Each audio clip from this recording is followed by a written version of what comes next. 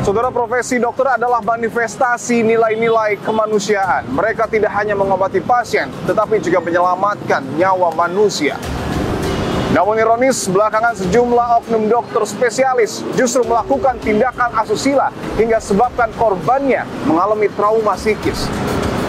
Apakah hal ini menunjukkan kode etik seorang dokter yang dipenuhi dengan nilai-nilai luhur telah luntur karena buruknya sistem, struktur, dan juga kultur?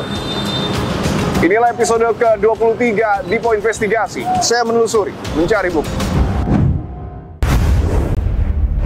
Awal tahun 2000-an, Anda mendapatkan kekerasan seksual, artinya sudah berjalan belasan tahun. Apakah hal itu betul-betul merubah hidup Anda?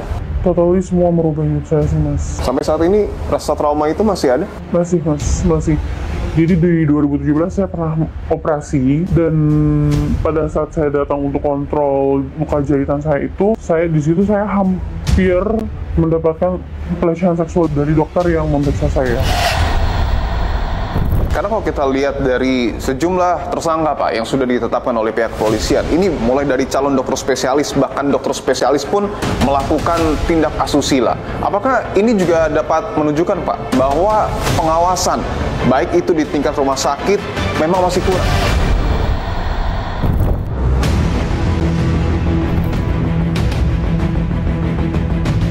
Berdasarkan kejadian-kejadian yang berulang terkait dengan para peserta program pendidikan dokter spesialis atau PPDS.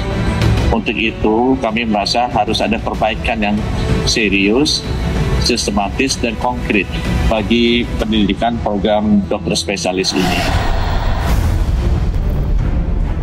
Pemerintah Republik Indonesia, kami bersama-sama dengan Bapak Menteri Kesehatan tadi tentu menyatakan sikap tegas, tidak ada toleransi terhadap segala bentuk kekerasan, lebih dalam ruang pendidikan dan layanan kesehatan.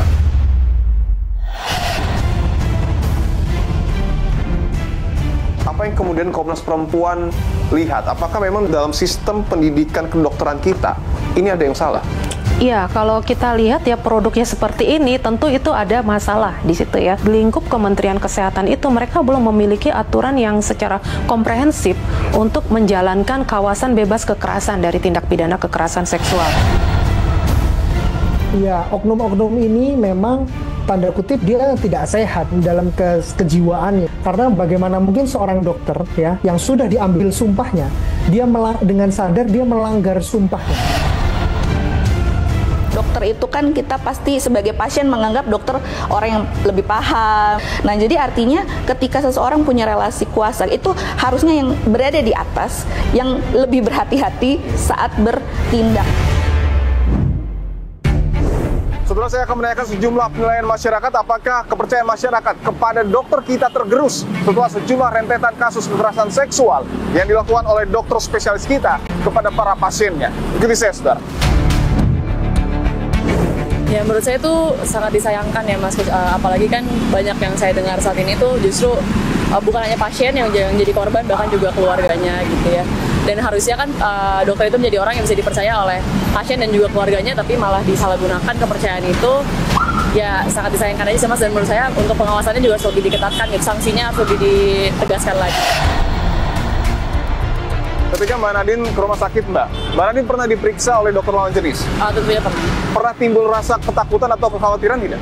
Tentunya untuk kekhawatiran itu pasti ada, cuman selama ini sih sebelum adanya kejadian seperti ini mungkin saya tidak terpikirkan bakal sampai sejauh itu gitu ya, tapi ternyata hal seperti itu bisa terjadi juga.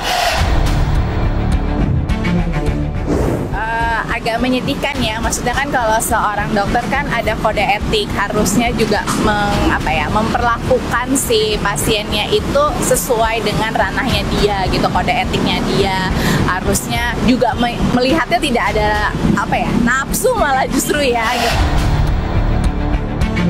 Dari pihak mungkin ID atau mungkin asosiasi dari dokternya itu pun juga harus melakukan pengecekan kredibilitas dari dokternya masing-masing. Nah, dokter-dokter yang baru ke PPDS ini kan juga harus dicek apakah mereka secara kredibilitasnya bagus, lalu secara psikologis. Sebenarnya sih itu bikin agak takut juga ya kalau misalnya kita ke dokter itu gimana ya perasaannya. Tuh saya udah 4 kali melahirkan loh Mas. Nah 2 kali itu saya sama dokter cewek, 2 kali sama dokter cowok. Cuman pengalaman saya ini, saya baca dulu reviewnya. Kalau misalnya bagus, saya baru ke dokter tersebut. Artinya ketika 4 kali melahirkan Mbak ya, 2 dengan dokter perempuan, 2 lagi dengan dokter laki-laki. Ketika diperiksa oleh lawan jenis, ada kekhawatiran? Sempat ada perasaan itu tidak? Enggak pernah, karena selalu didampingin suami. Kemudian pasti ada perawatnya.